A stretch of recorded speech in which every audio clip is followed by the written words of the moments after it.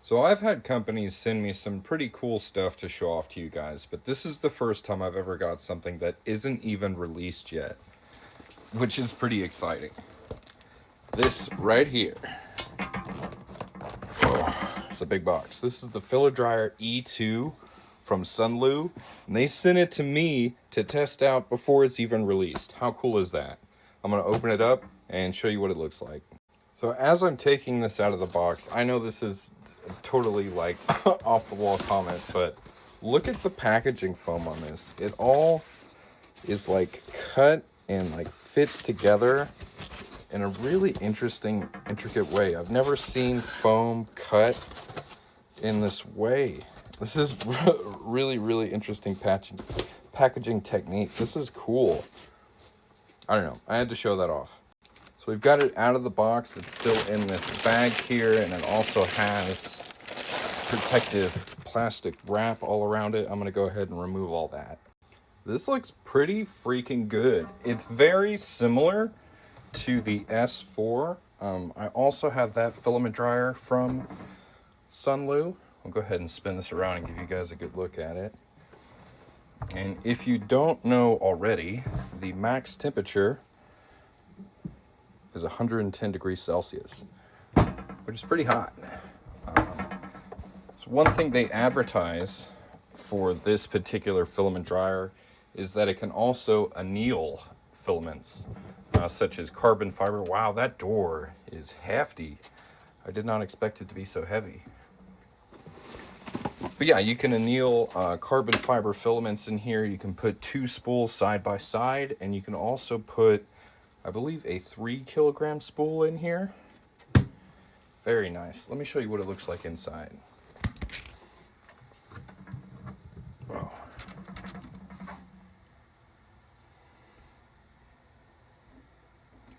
Now these do look a little different than the S4. They seem a little, just more like better engineered. The S4 just kind of has an open hole here, and these are all plugged to keep the dryer airtight. Very nice improvement. Now here on top of the dryer, we have some of the fun accessories Sunlu included. We've got our power cable. We've got some pretty short PTF E-tubes. We have a couple longer PTF E-tubes, some gloves, because what you're taking out here is going to be pretty hot. I like that they included two. Sometimes they just include one. So you got a full pair of gloves here. This is the annealing tray. So this is what you would place your print on while it's annealing. And that's going to sit right inside here like that. Very nice. It also comes with this little pamphlet, kind of a catalog of Sunlu's products. I'm a big fan of Sunlu. I really like working with them. They make great filament and great filament dryers. Here's a look at the user manual. All right, so I've got it plugged in. I'm going to turn it on for the first time.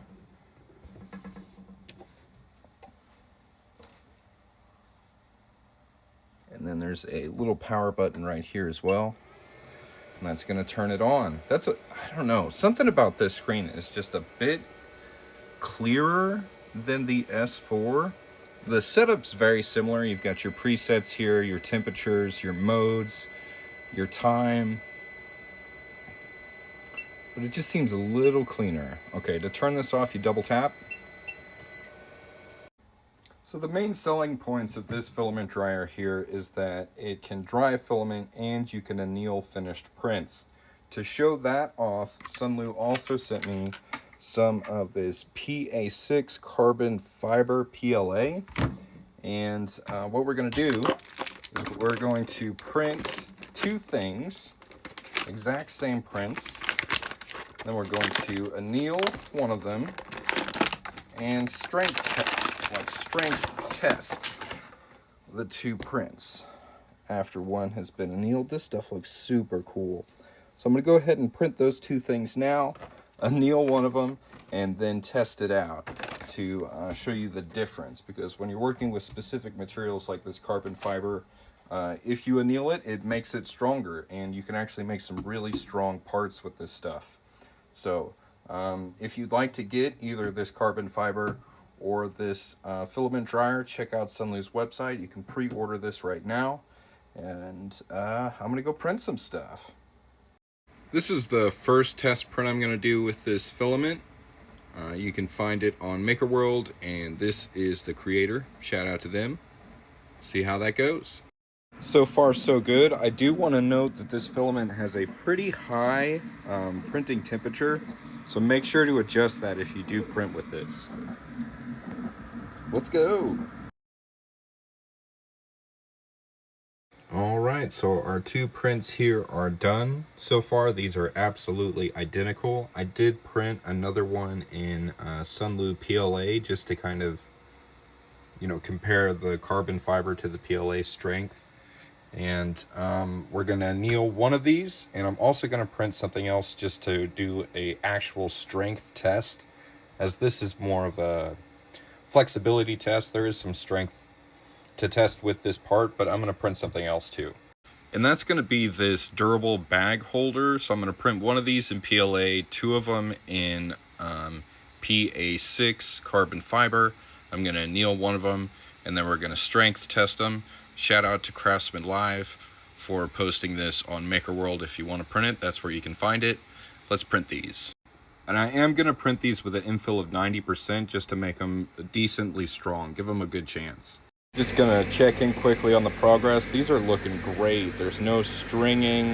The infill looks fantastic. It's not really coming through on camera, but the texture of this is super neat. I really like this filament. One thing I will say is it's a little brittle. I did have it kind of snap within the Bowden tube because this arc is pretty severe on the K1C. So right now I'm feeding it directly into the extruder, and I've got spool just hanging up here, spinning with gravity and everything, and that's working fantastic. So just something to note, it is kind of brittle while it is in filament form. All right, our parts are finished printing. Now we got them in the tray here, and we're going to set them up to anneal. 6 hours at 110 degrees Celsius. Let's go. See when it's done. All right, so we got our annealed parts and our non-annealed parts. The annealed parts do have a little bit of a lighter tone. It's kind of hard to distinguish, so what I did was I used a highlighter and marked the unannealed parts. And I can see that highlighter with a UV light, but when I don't use the light, you can't see it. So that's just a way to mark a 3D print without really messing up how it looked. Sunlu recommended I print this drone chassis to kind of show off what you can do with this stronger filament, just as an example. And I did anneal this for 6 hours as well in the E2. And while this was drying, I actually had a catastrophic failure on one of my guitar mounts. After about 2 years of holding a guitar just fine, this thing snapped. So I said, hey, you know what we should make? Another one of these that's much stronger. And here it is. Beautiful. So we're going to go ahead and run through the order of operations to anneal this. We're going to set it in here, close it up, turn it on. We go back here, there's a little switch. Then that should turn this on. Oh no. Yeah.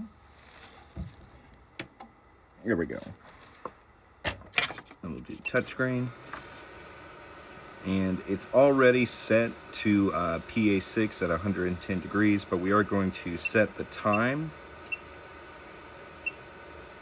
to 6 hours. And from there, it's going to automatically increase temp and anneal our part. Awesome. Now what I was going to do is a side-by-side strength test to see which one of these would break easier after annealing, but honestly, I can't break them. They're super, super strong. Just looking at this drone chassis here, I can't get this to break with my bare hands at all. It's also super lightweight, which is weird, but I can't get this to do anything. It's a really strong material, guys. So the closest thing I think I can actually break might be this, and this is more of a flexi test, and it's passing, you know. So I don't know. Everything I've made is super duper strong. I highly recommend this. I can't break them.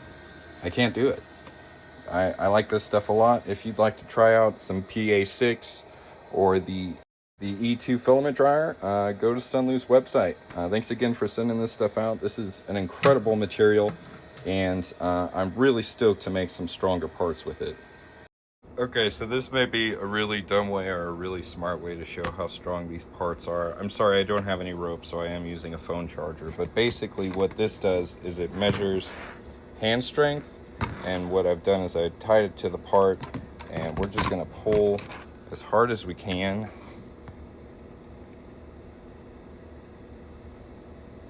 And try and demonstrate how much weight it can hold without breaking. So at least 30 pounds. I tried a bit of a different angle and got up to 58 pounds on the PLA, and it's still not breaking. So 90% infill was probably a bit too much. Maybe next time I do a strength test, I'll do the standard 10%, because 90% is just too strong to break. Going up to 84 pounds and still not breaking. So really the next thing I can think of is just hit this stuff with a hammer.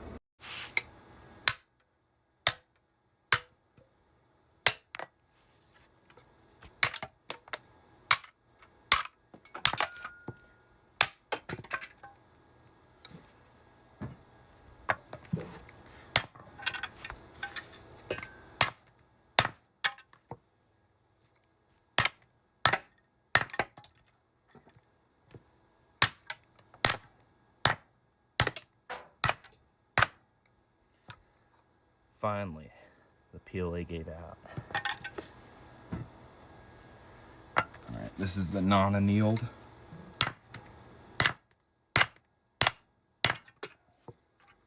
It's not. We got a little chip.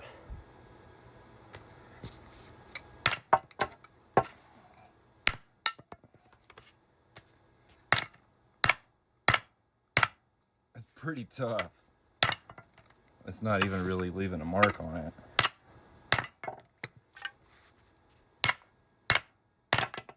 Alright, let's try the annealed one.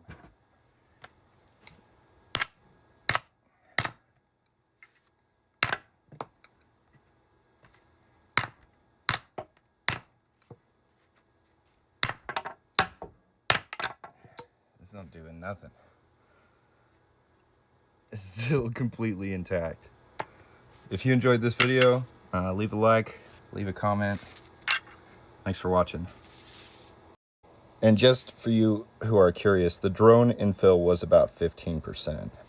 So very different than this 90% infill stuff. This stuff is super strong. If you want to make really strong parts, get some PA6, use 90% infill. It's tough as hell. And it's also pretty lightweight too. I like it. Very nice.